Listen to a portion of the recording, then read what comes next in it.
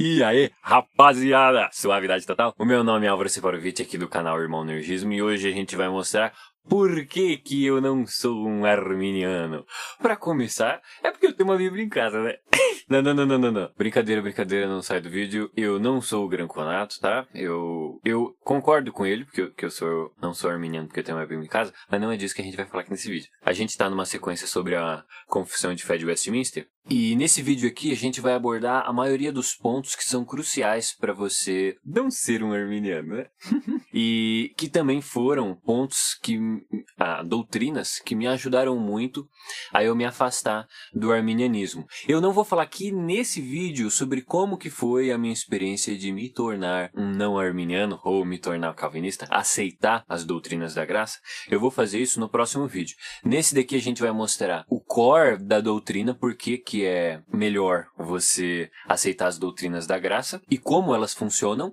E no próximo vídeo eu vou falar sobre como foi a minha experiência de aceitar estas santas doutrinas. Tá, beleza? Mas não pense que vai ser mole, não. Não pense que vai ser fácil, porque essas doutrinas são difíceis de mastigar, principalmente para os não regenerados. Então já vamos lá. O primeiro ponto que a gente vai ler vai ser o terceiro capítulo da Confissão na terceira sessão. Pelo decreto de Deus e para a manifestação da sua glória, alguns homens e alguns anjos são predestinados para a vida eterna, e outros pré-ordenados para a morte eterna. Olha, já tem um ponto muito interessante aqui.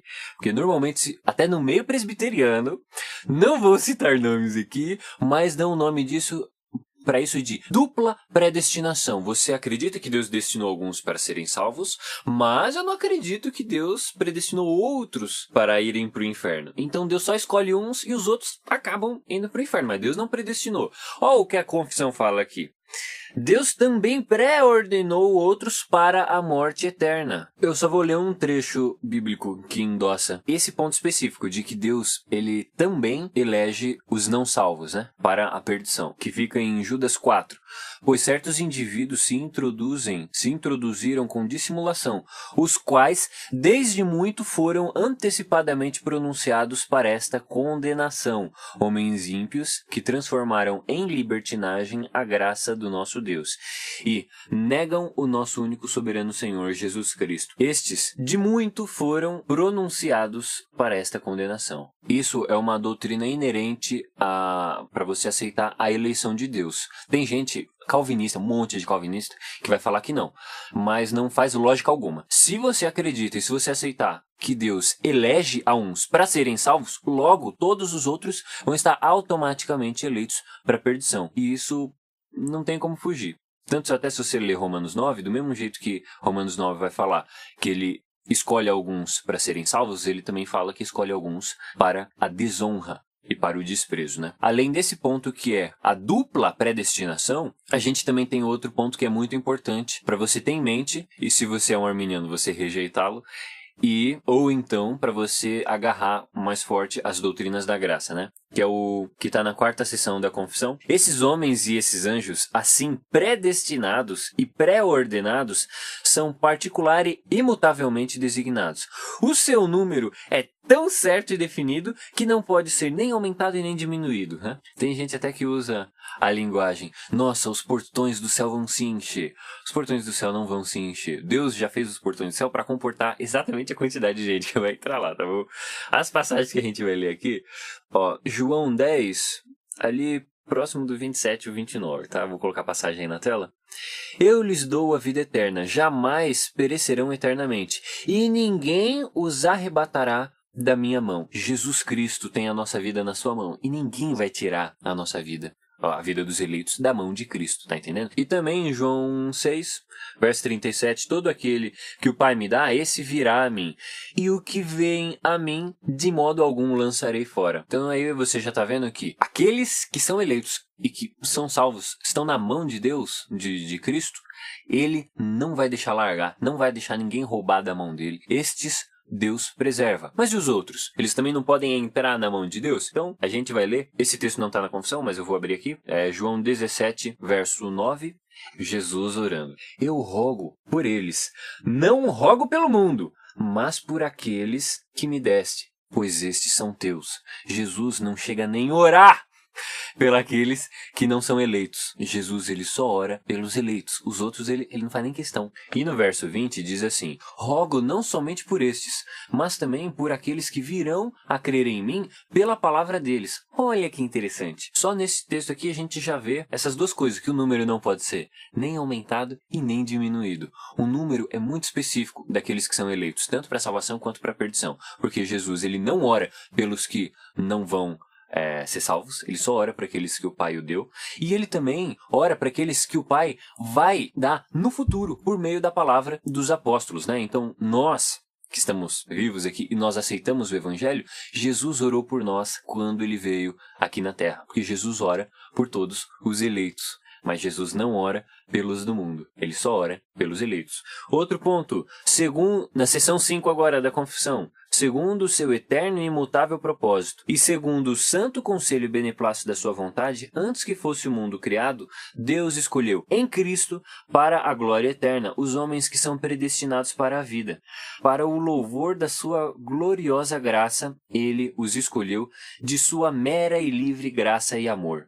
Não por previsão de fé, ou de obras, de boas obras, e perseverança nelas, ou de qualquer outra coisa na criatura que isso movesse como condição ou causa. Não existe causa outra para Deus eleger, escolher e salvar alguns, a não ser por sua livre graça e amor, tá? Ele não vê nada em você, não vê nada em ninguém, principalmente porque se ele fosse dar uma olhada, ele só iria condenar, né? Esse ponto agora, ele é muito importante, porque ele foi, principalmente, né? Eu acho ele muito importante, porque ele foi crucial para a minha aceitação das doutrinas da graça. É o ponto 6, que diz assim: assim como Deus destinou os eleitos para a glória, assim também, pelo eterno propósito da sua vontade, pré-ordenou todos os meios conduzentes a este fim. Os que, portanto, são eleitos, achando-se caídos em Adão, são remidos por Cristo, são eficazmente chamados para a fé em Cristo.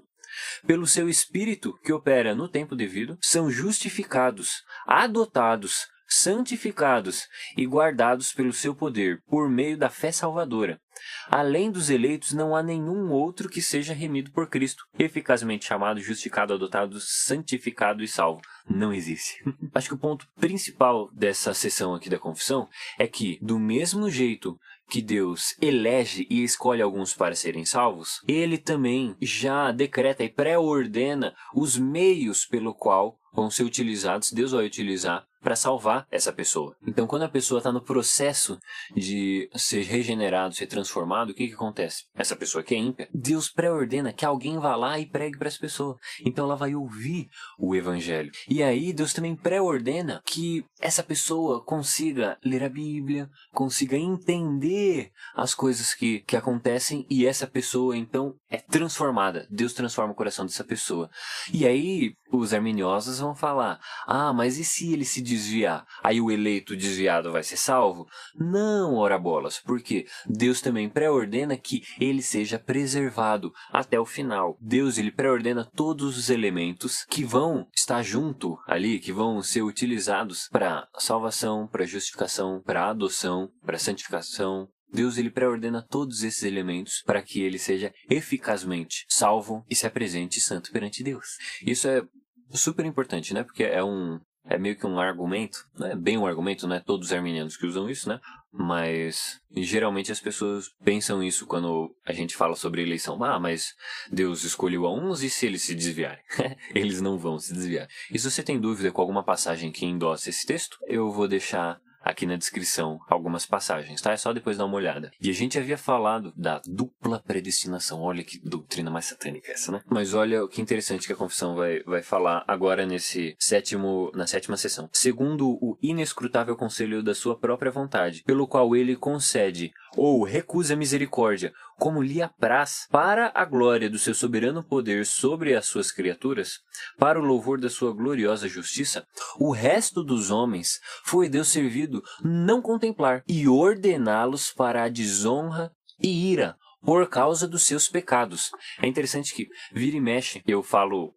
Isso aconteceu recentemente lá no meu serviço. Estava conversando com um amigo meu que é um arminiano e eu falei para ele: olha, se Deus quisesse mandar todas as pessoas para o inferno, ele poderia, porque todas as pessoas pecaram, então Deus pode condenar o pecado de todas as pessoas. Aí ele falou, não, tá certo. Aí logo depois eu falei, por isso Deus escolheu alguns que ele vai condenar, e Deus não vai nem dar chance para alguns, ou vai dar chance para outros, mas isso não importa. Deus escolheu, você eu vou mandar pro inferno. E pega e manda esse cara pro inferno. Ele falou, não, mas Deus não pode fazer isso? Por que Deus não pode fazer isso? Essas pessoas pecaram. Deus não precisa dar mais ou menos oportunidade para alguém, porque elas não são salvas por obras ou por uma oportunidade. Elas são salvas pela graça, por meio da eleição em Cristo. Deus não quis contemplar e ordenar a estes para a salvação. Ele quis ordená-los para a justiça própria. Então eles vão receber punição por todos os seus pecados. Aí você vai falar, olha, mas que Deus mau, Deus ordenou esses para irem para o inferno. Não é que Deus ordenou estes para ir para o inferno. Eles são pecadores e Deus ordenou punir esse pecado deles. Como? Obviamente indo para o inferno. Mas não é uma questão de Deus ser mal porque ele manda alguém ou deixa de mandar para o inferno. Porque Deus está sendo justo. Deus ele está ordenando essa pessoa para a condenação que ela merece. E o último ponto que eu quero colocar aqui é que tem gente que vai falar, olha, mas eu não preciso aceitar essa doutrina porque ela é muito pesada e como ela não é necessária para eu ser salvo, então eu não vou aceitar essa doutrina, né? Vamos dar uma olhada aqui no último ponto desse capítulo. A doutrina deste alto mistério de predestinação deve ser tratada com especial prudência e cuidado, a fim de que os homens, atendendo à vontade de Deus revelada em sua palavra e prestando obediência a ela, possam, pela evidência de sua vocação eficaz, certificar-se de sua eterna eleição. Assim, todos os que sinceramente obedecem ao Evangelho, esta doutrina fornece motivo de louvor, reverência e admiração para com Deus, bem como de humildade, diligência e abundante consolação. Bastante gente vai falar que essa doutrina não é necessária, mas olha que interessante o que Paulo vai falar em Romanos 8:33.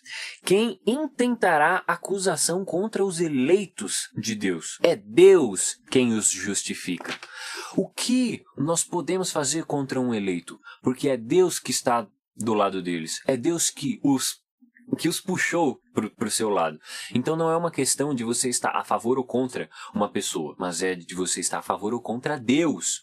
Você rejeitar a doutrina da eleição não é uma questão de você rejeitar doutrina de homens, ou que algumas pessoas falam. É você rejeitar aquilo que Deus quis fazer, as obras de Deus. Você não está rejeitando ou condenando alguma coisa humana, porque não foram homens que pensaram nessa doutrina. Deus fez as coisas dessa forma. E se você usa essa doutrina para falar, mas Deus é mau, Deus é ruim, perceba que você está usando isso para você atacar Deus. E como pode você abrir algum ataque contra Deus? Porque Ele é supremo. Você tem que ter muito medo. Você tem que temer a Deus. Principalmente porque Ele é supremo e Ele faz tudo conforme lhe apraz. Esse ponto foi também crucial para quando eu fui aceitar as doutrinas da graça, porque eu pensava, eu estou rejeitando a esse Deus, mas me parece que é Ele que está aqui na Escritura. E se é esse Deus que existe, eu, ínfimo pecador, estou indo contra um Deus santíssimo, criador de todo o universo. Qual é a chance de eu me dar bem nisso? Não tem chance nenhuma. A única coisa que a gente pode fazer é aceitar as doutrinas de Deus. Então, beleza. Esse capítulo da Confissão de Fé a gente termina aqui. A gente vai no próximo capítulo e nos próximos vídeos dessa sequência falar sobre a criação, que também é muito importante e muito interessante. Mas no próximo vídeo a gente vai abordar sobre como eu aceitei as doutrinas da graça, como eu me tornei um calvinista, tá certo? Então, eu vou deixar todos os links e passagens bíblicas aqui na descrição, além de algumas terem aparecido aqui na sua tela. E aqui, que está aparecendo para você, são a sequência de vídeo da Confissão de Fé de Westminster e algum vídeo que provavelmente você curta, tá beleza? Eu vou ficando por aqui. Estude a Bíblia.